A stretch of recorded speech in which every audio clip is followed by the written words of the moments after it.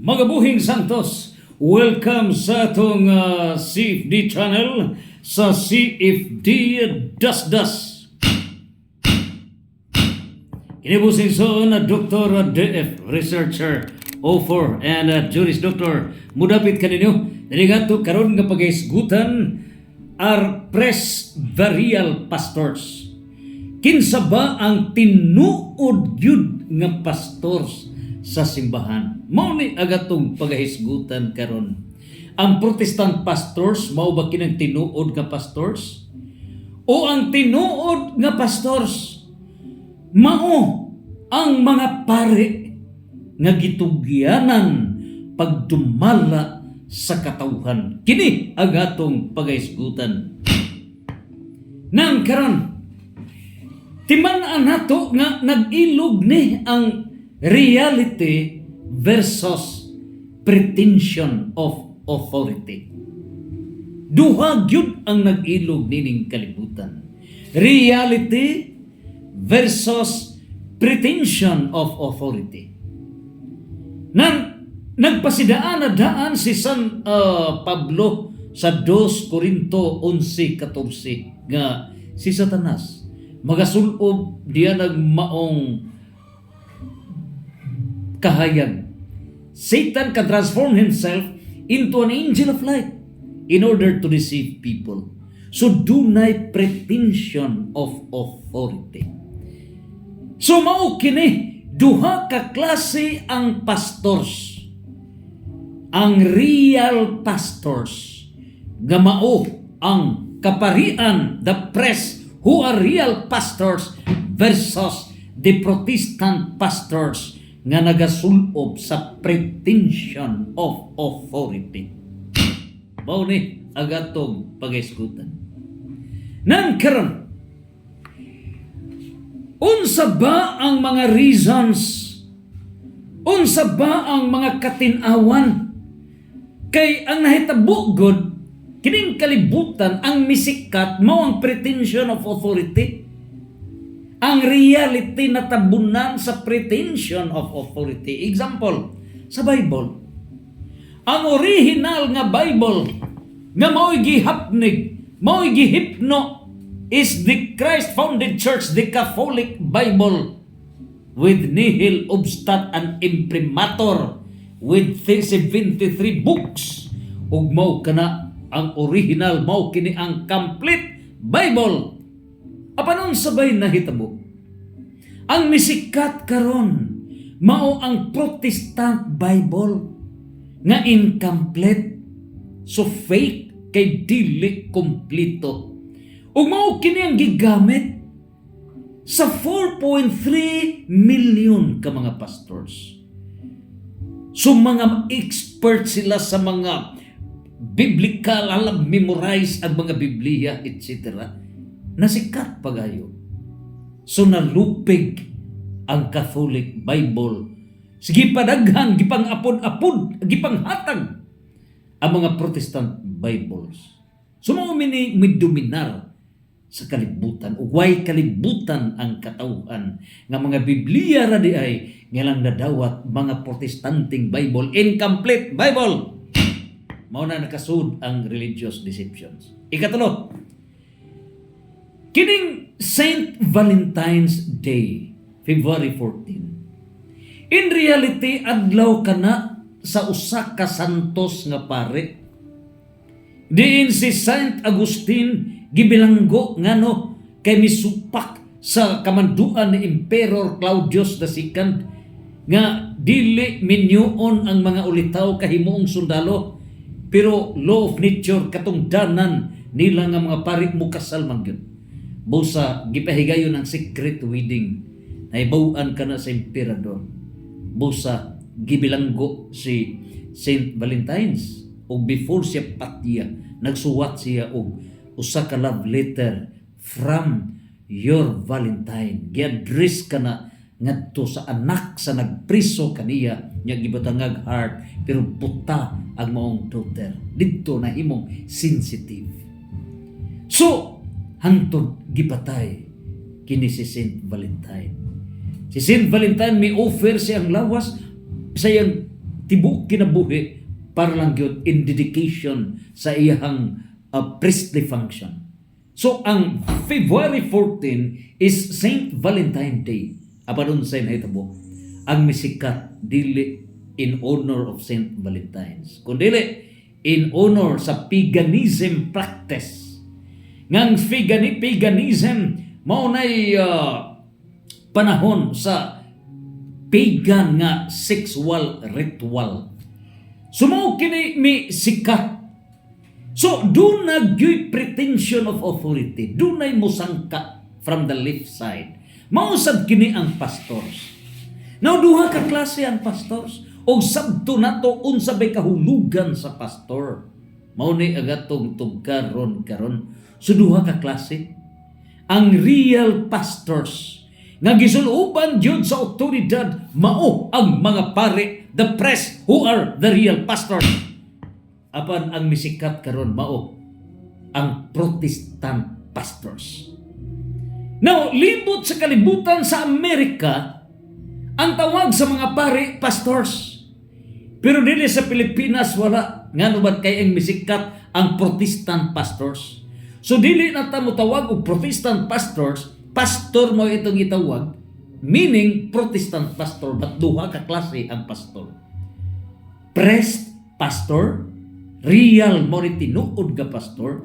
Ikaduha, pretension of authority nga maoy misapaw sa katungdanan sa mga pare, mao ni ang mga Protestant pastor.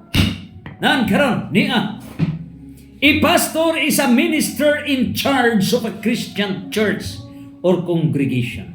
Sa dictionary, ang pastor mo'y in charge sa usa ka Christian church o sa congregation.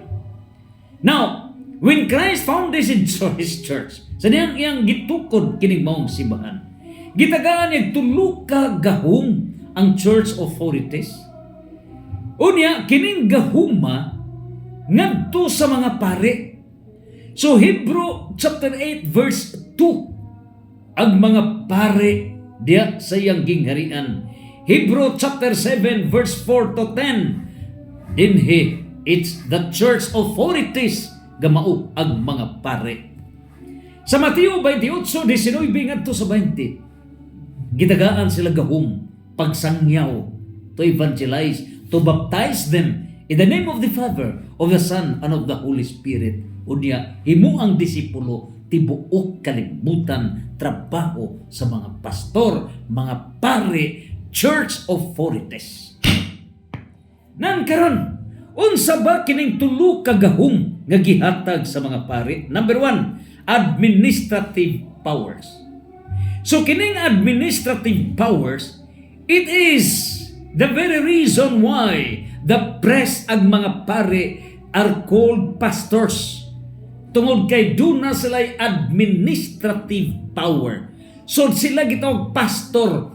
Mao kana magpastor, magbantay sa mga karnero. So pastors to manage the church or a particular parish through the parish priest or diocese through a bishop.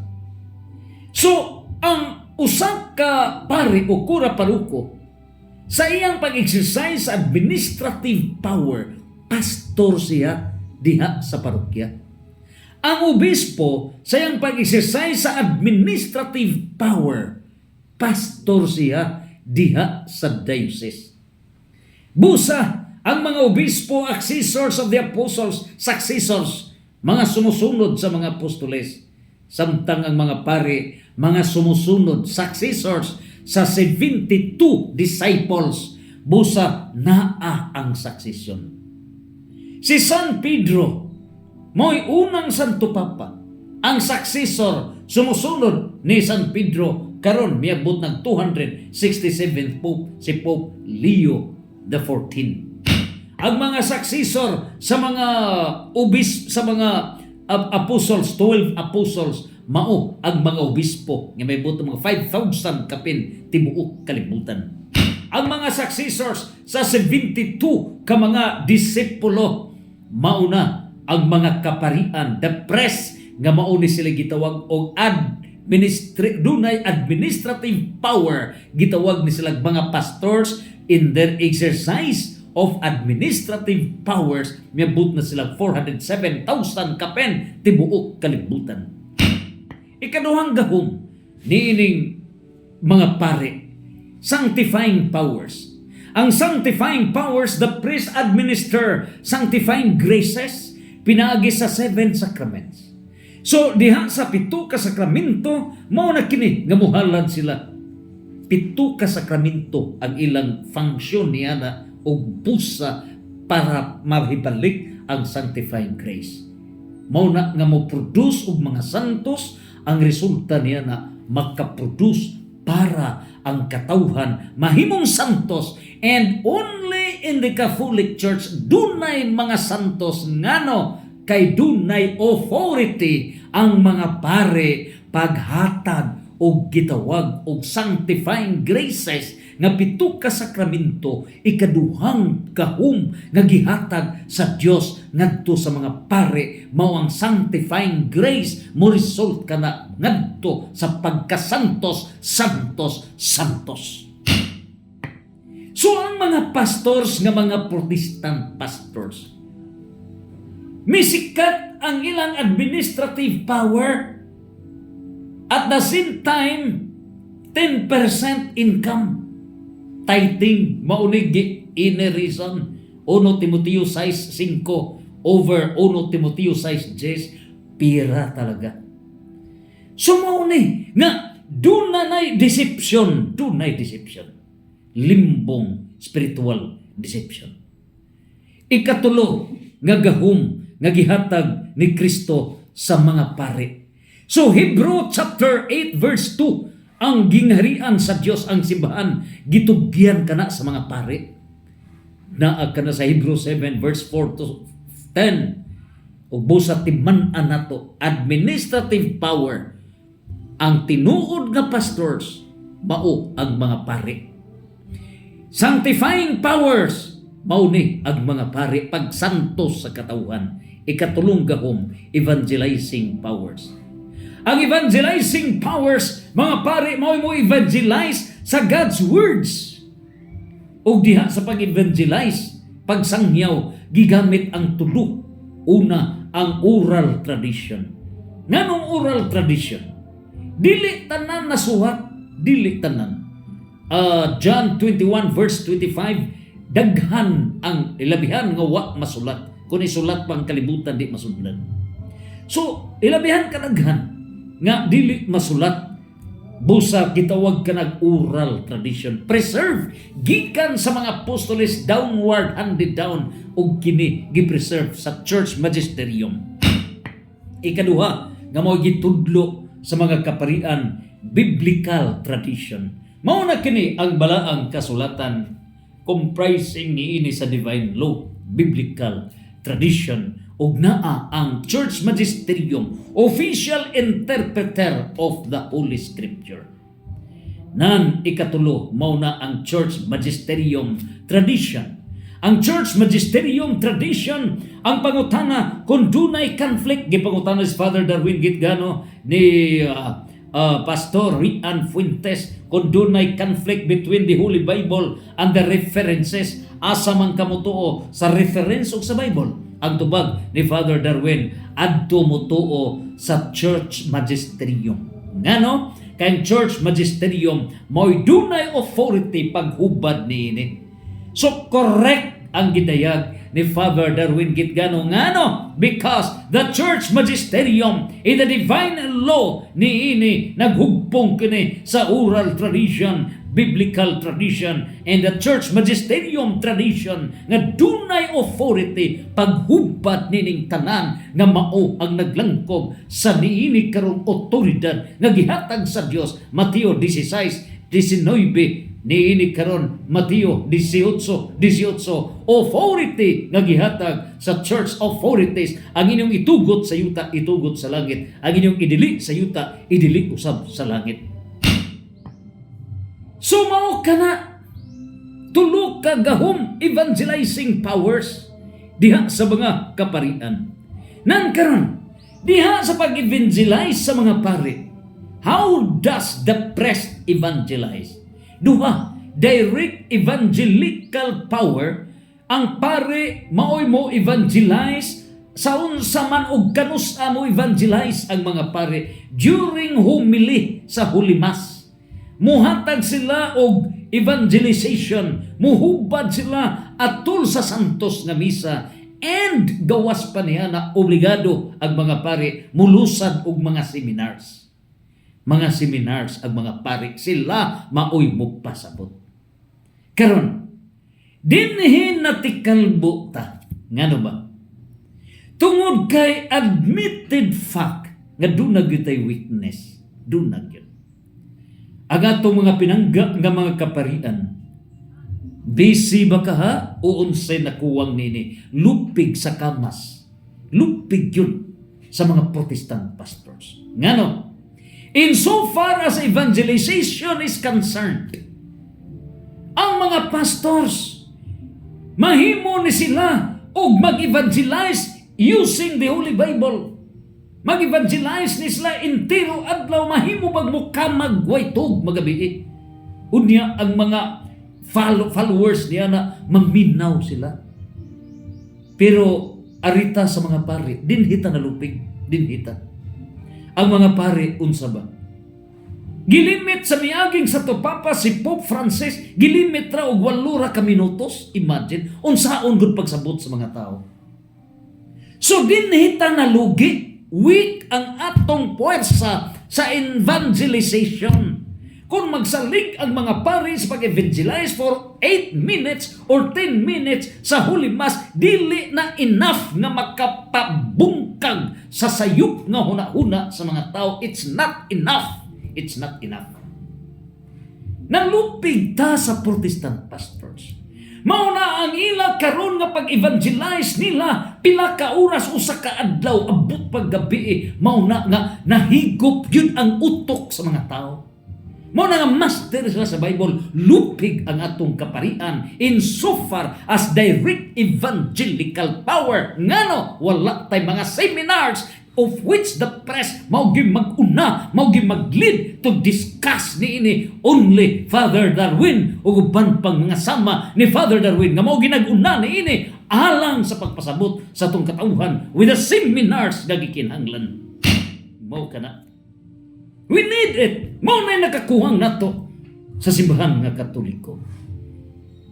Imagine ang 1.4 billion ka Catholics nalabuan na niini karong tuiga na himo ng 1.3 mi-reduce o ang Protestants misaka na himo ng 1.5 billion asaka.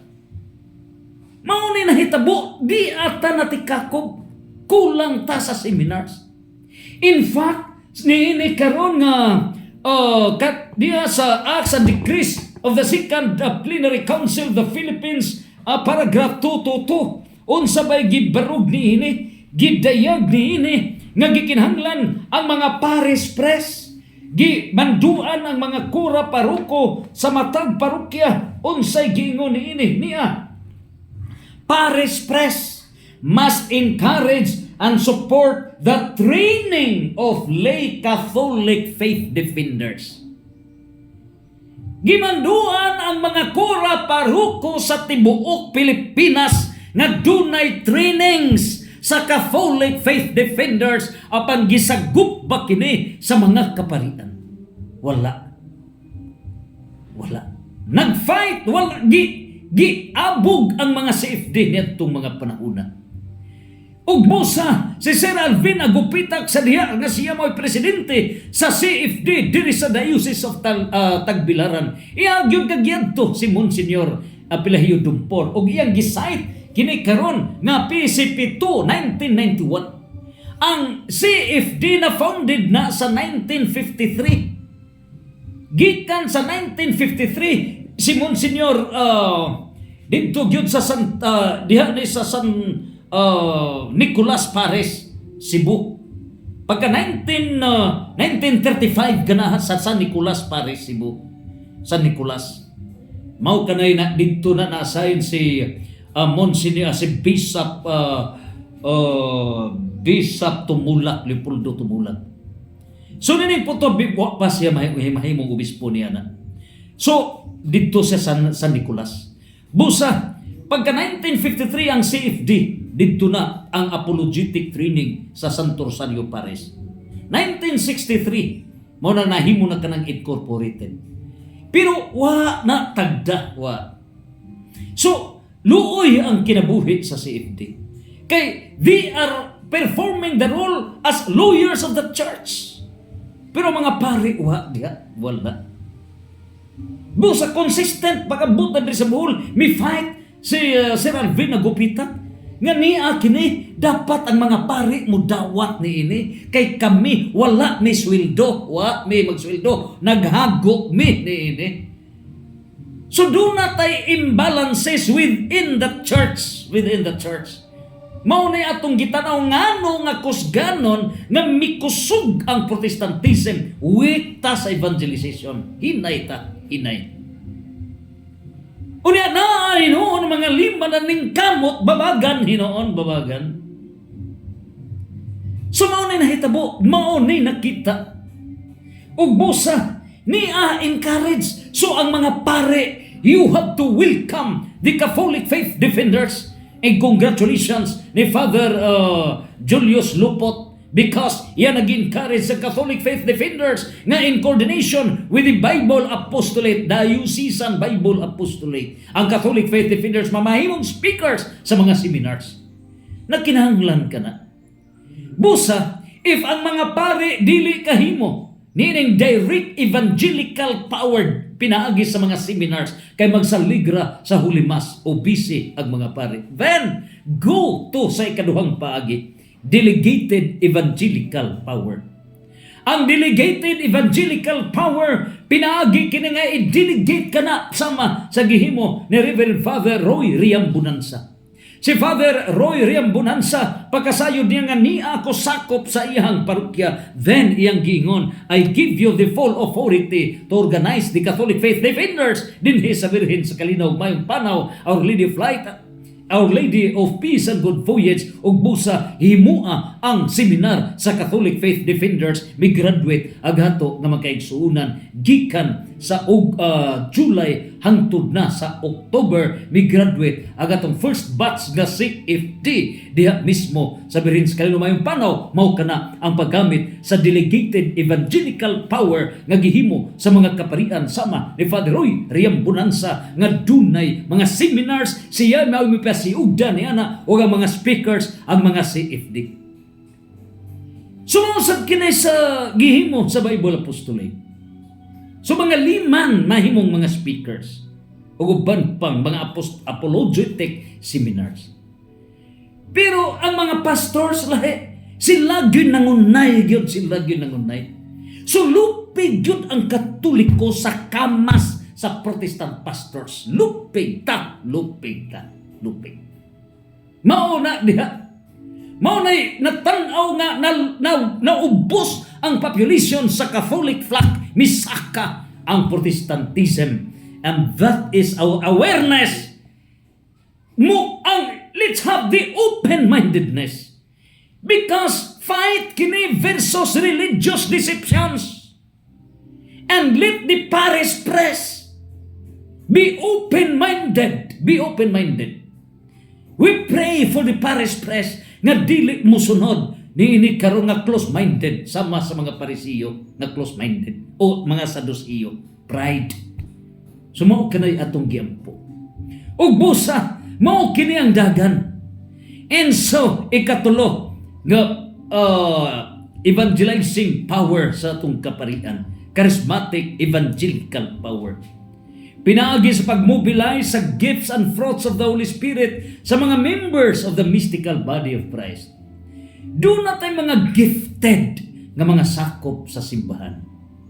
O pinaagi sa pag-authorize, pinaagi sa pag-sanction, pinaagi sa pag-encourage sa mga parish press, then ang ato nga mga sakop nga may charismatic gifts, gifted with the gifts and fruits of the Holy Spirit, they will work out para masaksid ang atong gitawag og the mystical body of Christ.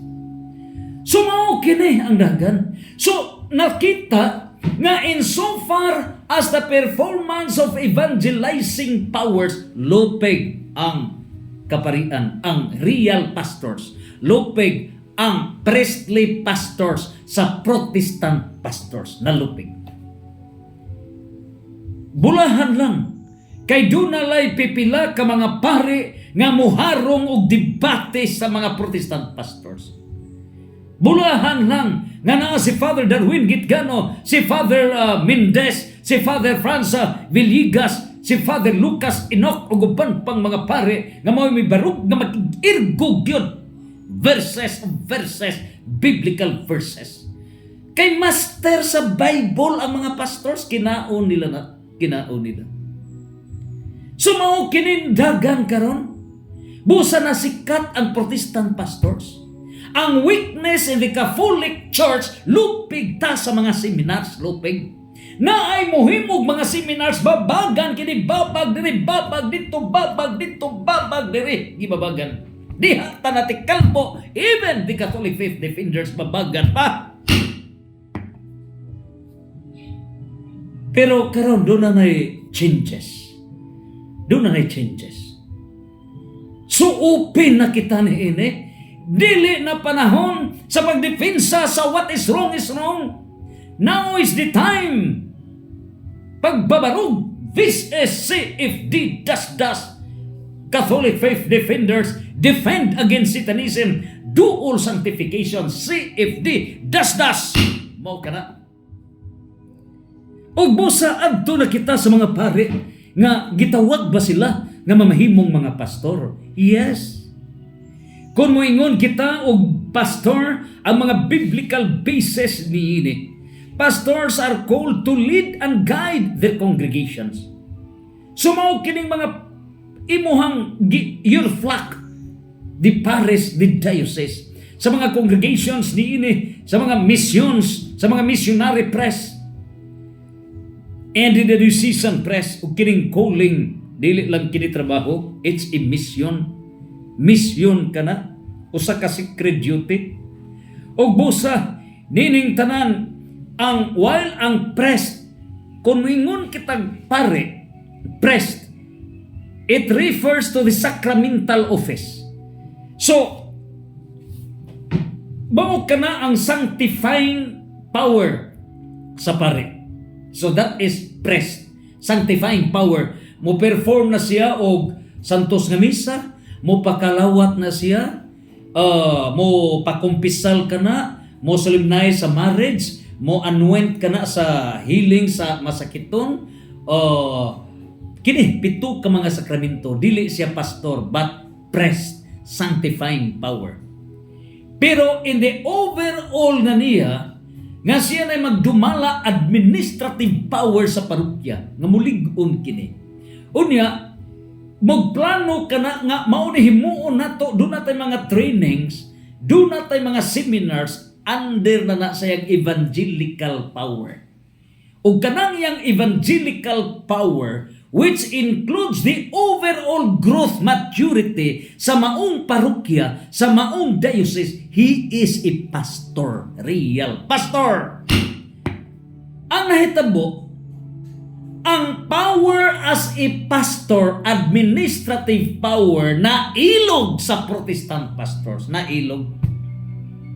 O ang naibilin sa mga pare, maura ang priestly function sa sanctifying power, na lupig ta sa evangelizing power, na lupig ta. So nabilin ra sa pare sanctifying power as a priest.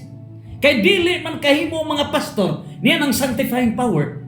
Wala sila'y authority pagpakumpisal, wala sila'y authority sa pagpakalaw, sa pag-transform dineng pahan ngadto sa tinuod nga body ni Kristo. Wala.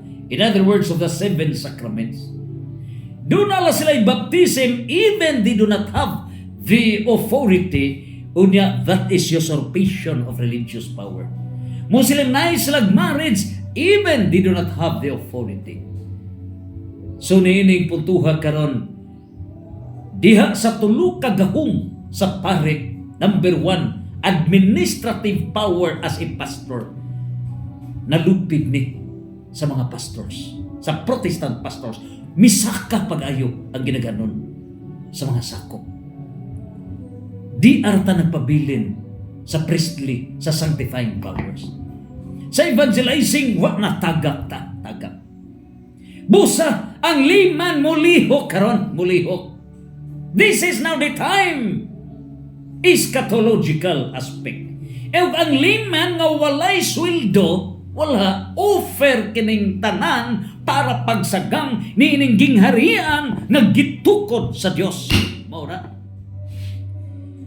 And so, niining puntuha karon niya kana sa specialized calling Mateo 19:12.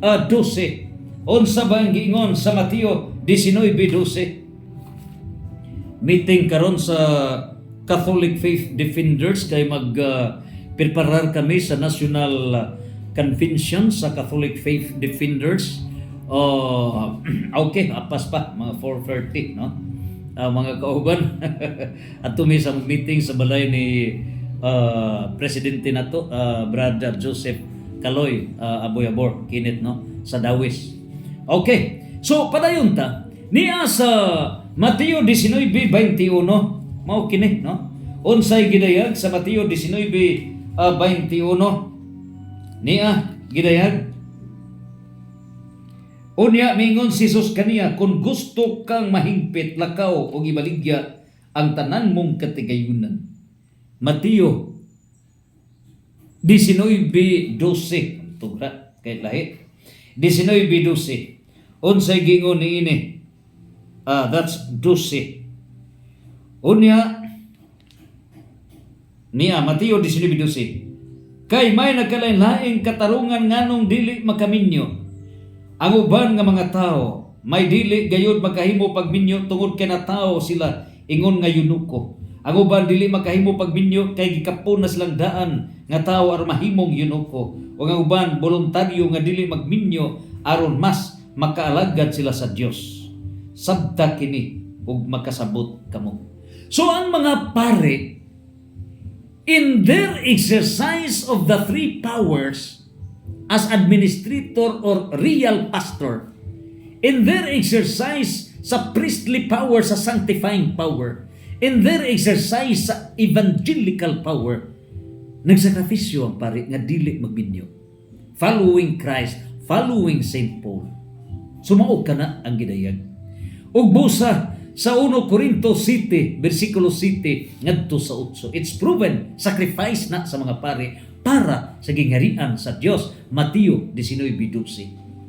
Ug niining tanan ordained priest ang mga pastors nga mga pare with celibacy. Unsay celibacy? Wala ug dili magminyo. 1 Corinto chapter 7 verse 25 to 35. Mao ni ang real pastors, mga pare, celibacy, may offer silang kaugalingon. 1 Corinthians chapter 7 verse 25 to 35. So mao kana. So ang mga pruiba nga mga pare mao ang tinuod nga mga pastors sa simbahan. Do na kini canonical and official definition. So according to the church law and recognized dictionary definitions, Black Law Dictionary, Webster's Law International Dictionary, ang pastor mao siya'y nagminister, siya ang pare in charge sa usa ka simbahan o sa usa ka parokya. Sa canon law requirement, dunay Code of Canon Law number 521 paragraph 1. O kining canon law 521 paragraph 1 stipulates nga ang sacred order of the presbyterate kon priesthood usa kini ka labing importante necessary condition for being validly appointed as a pastor. So ang pare, pastor kay siya'y administrator, amahan sa usa ka parokya, amahan sa usa ka diocese. Pero wala masikat ang termino nga pastor sa pare, wala masikat ang termino nga pastor sa obispo. Ang nasikat ang pastor nga mao miagaw sa kaakuhan, misapaw, miagaw, mibanos, misapaw, usurping the authority of the priest and the bishop. Mao na ang bisikat. Unya padayunon na to nga dili mao. There is only one authority. Mihatag ang authority ang Diyos dito sa church authorities and not to those religions, churches founded by men. Malay klaro. Acts chapter 7 verse 48, Acts chapter 17 verse 24, Psalm 127 verse 1. Niliputuha Jeremiah 17 verse 5, Matthew 7 verse 21 to 23, John chapter 15 verse 6, and 1 Corinthians chapter 3 verse 17. Mao na walay authority ang nakadaiyang relihiyon. Protestant pastors have no authority. So nining tanan no authority. Busa na kini sa canon law and the parish management in the Catholic Church. Dunay giunsa man pag-manage diha mismo sa kura paruko. Ug mao kini hinungdan nga ang natukod ang Parish Pastoral Council. Unsa ang Parish Pastoral Council? Ang pastoral gikan sa root word pastor. So ang Parish Pastoral Council mao ni mag-assess sa kura paruko pag-manage diha sa simbahan nga mutubo ang gingharian sa Dios. Mao ni Parish Pastoral Council, pastor kay ngano ang kura paruko is pastor, administrator of the church. Real pastor mao ang pare, kura paruko.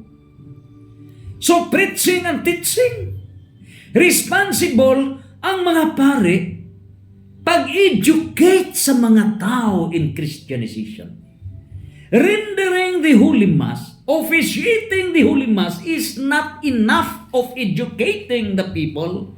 We need seminars. It's essential part of the press paglusad og seminars, not only sa Holy Mass. Maura.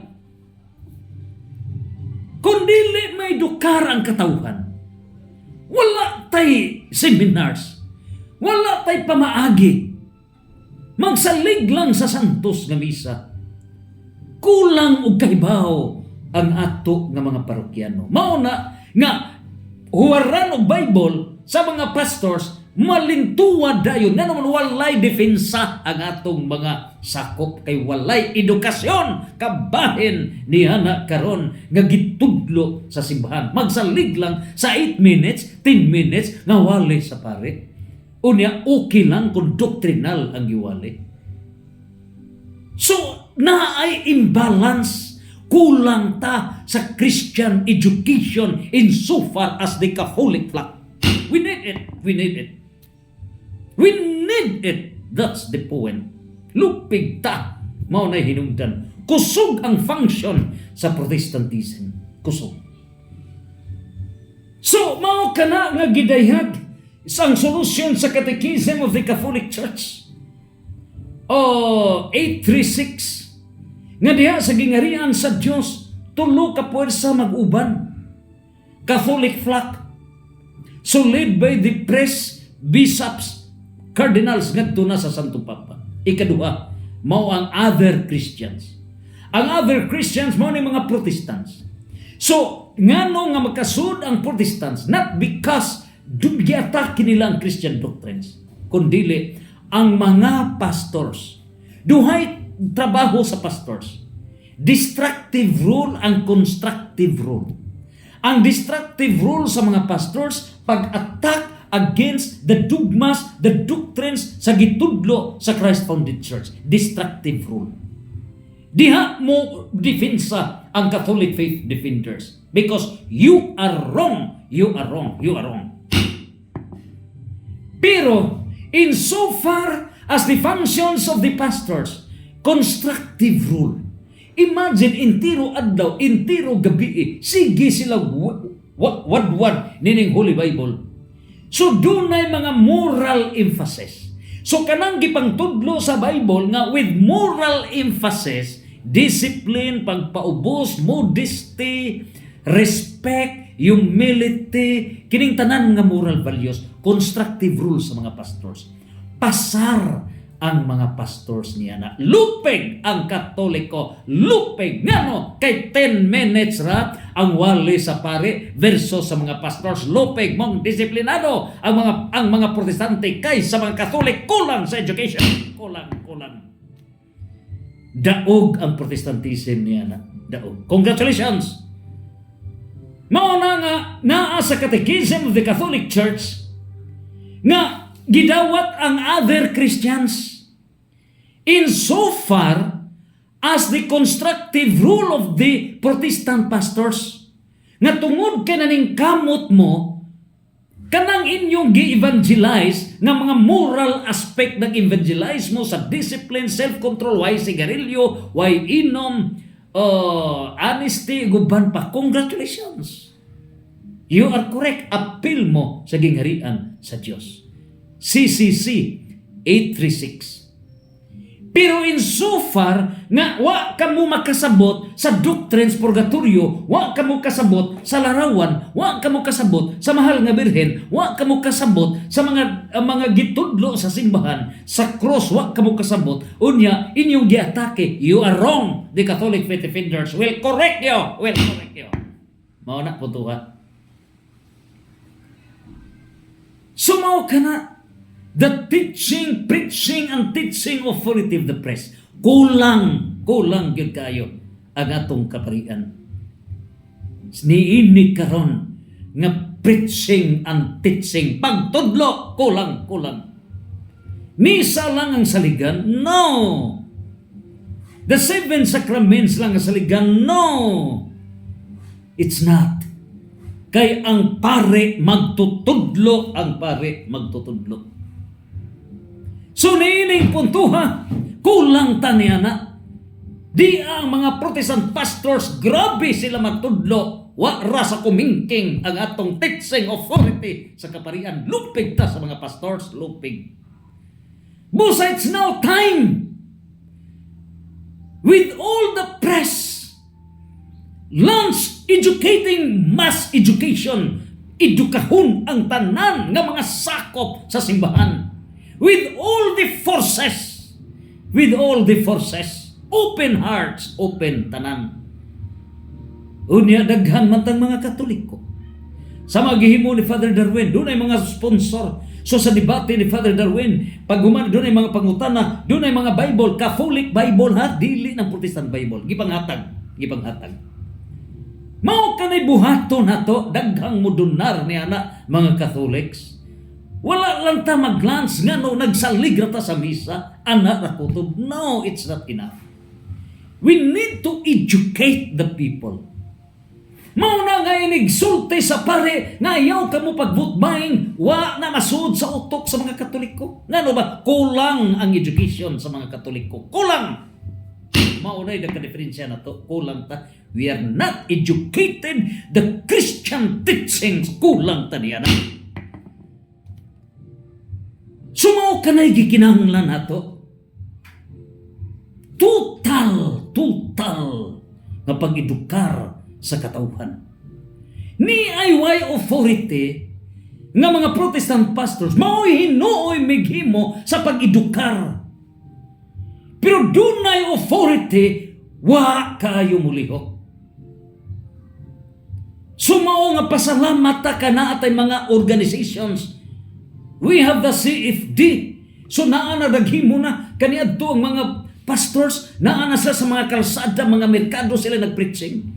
Sa pagpasiugda ni Sir Alvin Agupitak, pinaagi ni Brad Boone Delgado.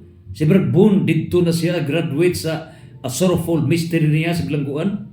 Niya pinaagi ni Brad Alan Javier nga mao'y miwali nila o diya pagawas na nahimong CFD si Brad Boone o diya gipundar niya ang Team Maria Preachers.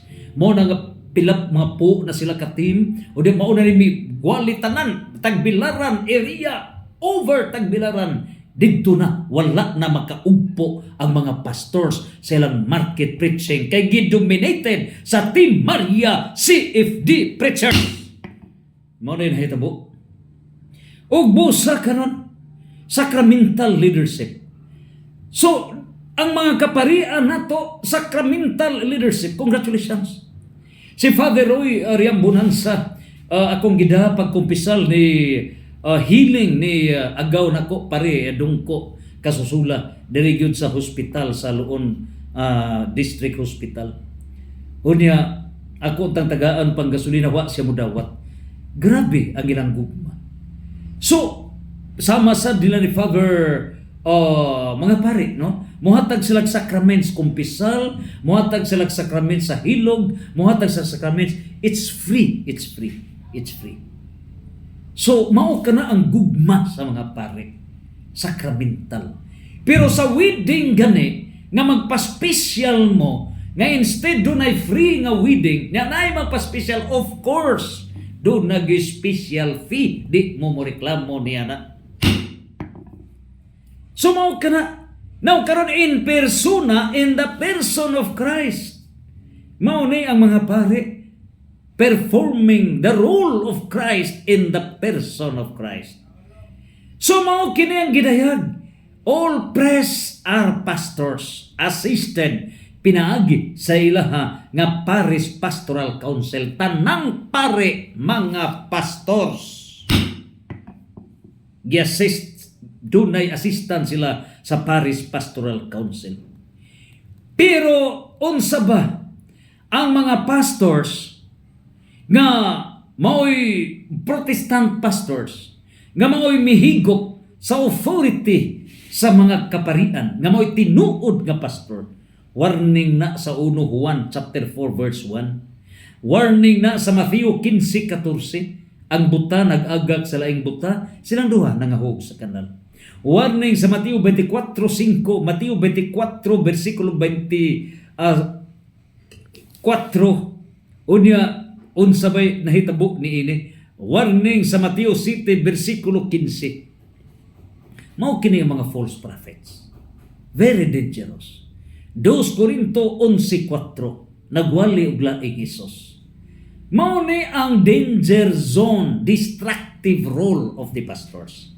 Pero sa inyong constructive role insofar as virtues are concerned, congratulations. Congratulations. Mao kana. So mao kini ang real pastors nga ang mga kaparian mo'y mulihok ni ining tanan, and therefore congratulations. Og ingon man sab niini ang ato lang gikinahanglan usa kini ka wake up call. Wake up call. Wake up call na. Usa ka na ka hagit. Kay hagukka ra ang tinuod nato nga mga pastors. Except sa mga pari gyud nga dili matuog kay di gyud mahiluna og di gyud makahimo ining pastoral functions, evangelical functions. Although posible ang ubang mga pari nga di na makaya mga seminars kay ilabihan kadaghan ang ilang mga misa, but it's not at all times. Sunday overloaded sila. Busa ang nakuwang lang gyud nato sa mga parokya. Educate the people. Educate. Once the seminars, a series of seminars kay daghan tag mga speakers. Daghan. Ang CFD will provide speakers. Ang Bible apostolate ug uban pa. Mao ni pag-edukar sa katawhan. Santos, Santos, Santos, Fiat!